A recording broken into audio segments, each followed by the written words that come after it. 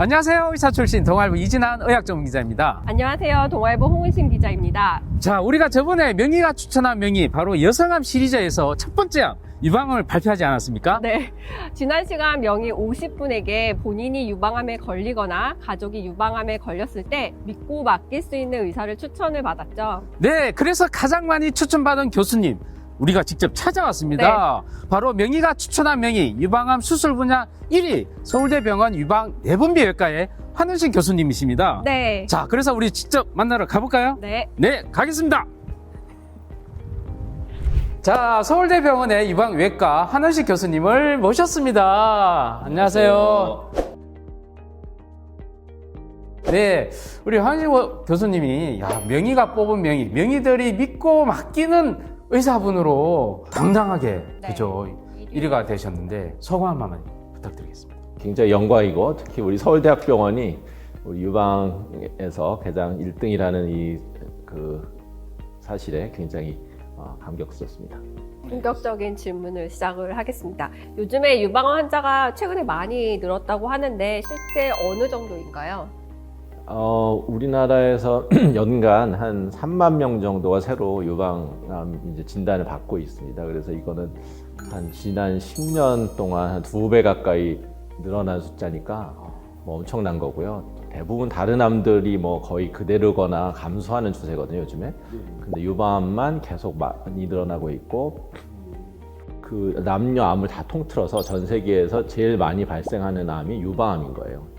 그러니까 굉장히 엄청난 거죠. 여자애만 생기는데도 제일 많이 발생하니까 또 사망률도 뭐 그렇게 작지 않고요. 그런데 우리 최근 또 우리나라 같은 경우는 폐경전 젊은 유방암 환자 많이 늘고 있다고 하는데 직접 많이 또 연구도 많이 하시고 그 이유가 어떤 건가요?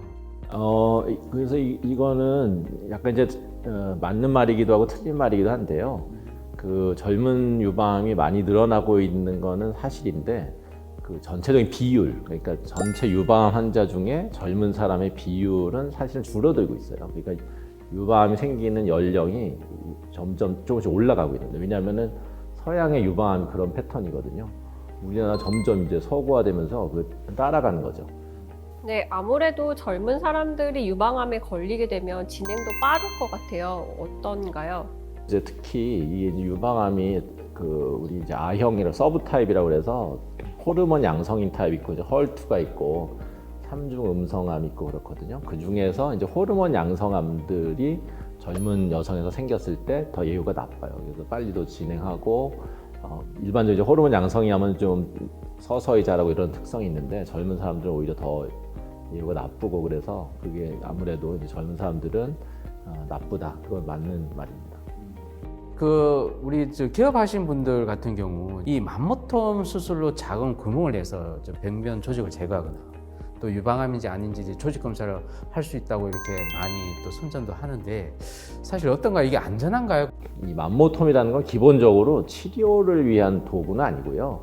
진단 도구예요. 그러니까 이제 일종의 조직 검사죠. 그래서 근데 보통 우리가 하는 총 조직 검사보다는 맘모톰은 이게 이제 음압이 걸려서 조직을 더 크게 이렇게 뗄 수가 있는 장점이 있거든요. 그래서 조직 검사의 정확도를 더 높이기 위한 그런 도구인 거죠. 그래서 조직 검사 도구인데 그거를 이제 좀 확대시켜가지고 양성 병변들 좀 없애고 이런 목적으로 쓰는데 사실은 꼭 필요한 일은 아니고요. 그런 걸 한다고 해서 뭐 암이 뭐 예방되거나 암이 치료되거나 그렇진 않습니다. 여러 분야에서 암 수술 기법이 조금씩 발전하고 있는데 유방의 수술 기법이나 최신 치료법들도 좀 궁금하거든요. 네, 그래서 뭐 유방암 수술도 이제 많이 발전하고 있고요, 당연히. 그래서 예전하고 많이 달라지는 점은 예전에는 무조건 이제 많이 떼어내고 뭐 이렇게 근치적 절제라고 해서 유방 다 없애고 림프절도 다 없애고 뭐 이래야지 이제 치료 성적이 좋다고 했었는데 요즘은 이제 그렇지 않다는 것이 많이 증명돼가지고 오히려 많이 안 잘라내면서 부작용을 줄이고 또 이제 여성의 이 아름다움에 관계되는 거니까 어떻게 해서 이제 모양을 이제 살려서 양쪽이 이제 대칭되고 뭐가 이제 함몰되거나 없어지거나 이렇게 되지 않게 그렇게 이제 만들어주는 그런 걸 이제 유방 성형 수술이라고 우리가 이제 통칭해서 말하는데 그런 이제 모양 에 대한 이제 중요성 그런 거를 이제 살리는 수술 그런 게 많이 발전하고 있습니다. 네. 예전에 우리가 이슈가 됐던 유방 확대수를 받을 때 쓰이는 이 재료가 우리가 암을 유발시킨다고 해서 굉장히 논란이 많이 되지 않았습니까?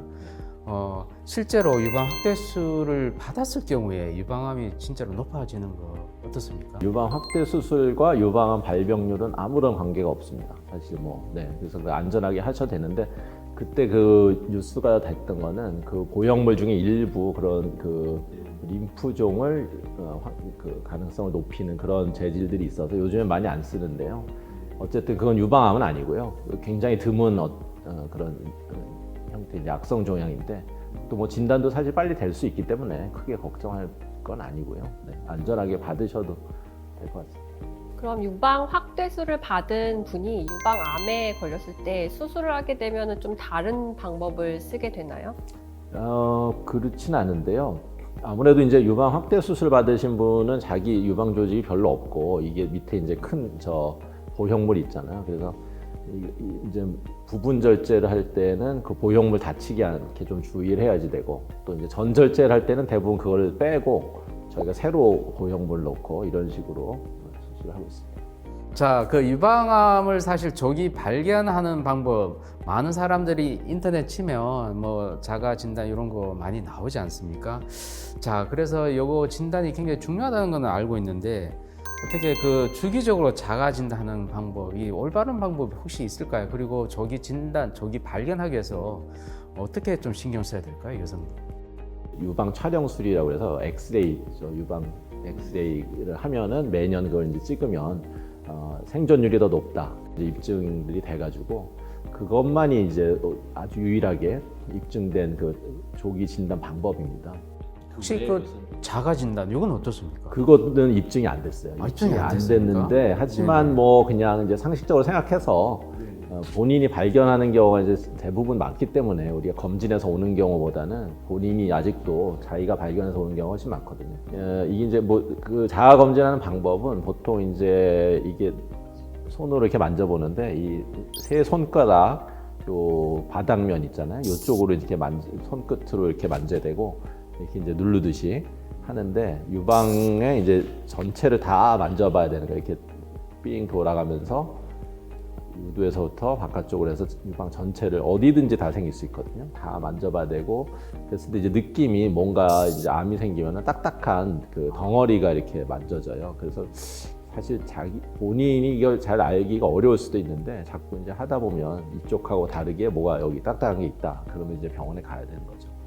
예, 무엇보다 이제 수술을 많이 12,000명이나 하신 아주 훌륭한 명이신데 결국 그 수술 후에 또 환자분들 가서 또 질문 많이 할 것 같아요. 또 식생활이라든지 또 운동법 이런 것들에 대한 얘기도 많이 또 들을 것 같은데 어떻게? 네, 맞습니다. 그 우리나라 특히 이제 분들은 우리가 쓰라는 약보다 오히려 뭘 먹어야 되고 뭘 먹으면 안 되지 그게 더 관심이 많으세요. 그래가지고 그런 음식에 대한 근거가 거의 없고요. 근데 하나 중요한 거는 이제 비만하지 말라. 적게 드시고 칼로리를 제한하고 운동 많이 하고 이런 게 중요하고요. 그다음에 이제 우리가 일반적으로 몸에 안 좋다는 음식들은 다 알잖아요. 그런 것들이 다 유방암에도 안 좋으니까 일반적으로 다 피하시는 게 좋고 이제 알코올은 좋지 않은 걸로 돼 있어서 알코올을 피하라고 제가 말씀드리고 그렇습니다. 마지막으로 인터뷰를 마치기에 앞서 우리 유방암에 대해서 인터넷상에 떠도는 다양한 썰들이 있는데 무엇이 오해이고 무엇이 진실인지 알아보는 유방암 그 오해와 진실에 대해서 우리 간단하게 준비를 했습니다. 저희가 한 문장씩 읽으면 교수님께서 O, X 이렇게 말씀해 주시면 되겠습니다. 자, 가슴 재건 수술을 받으면 유방암이 재발할 확률이 높다. X입니다. 재건 수술을 하나, 그냥 수술을 하나 이제 유방암 재발할 확률은 차이가 없다라고 돼 있습니다. 알겠습니다. 예. 자. 그래서 그런 거 이제 안심하고 하셔도 됩니다. 네. 가슴에 혹이 만져지면 무조건 유방암이다. 하나, 둘, 셋. X.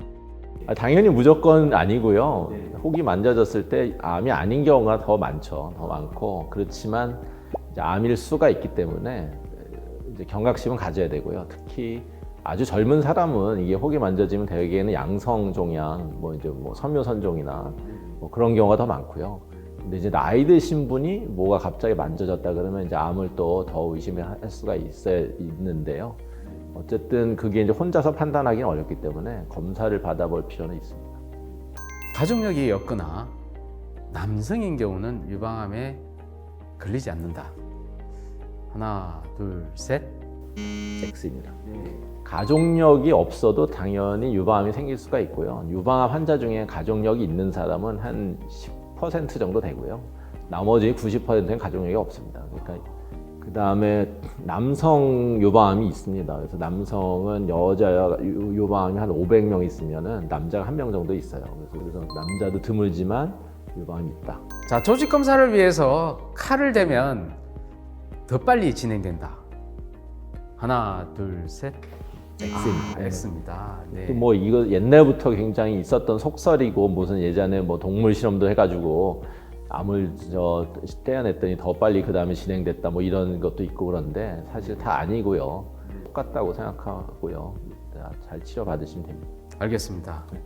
네, 이렇게 2022 동아일보 헬스 동아가 새롭게 변신하면서 추진한 여성암 명의가 뽑은 명의, 그 첫 번째로 유방암 수술 최고 명의 서울대병원 유방외과 한원식 교수님을 만나봤습니다.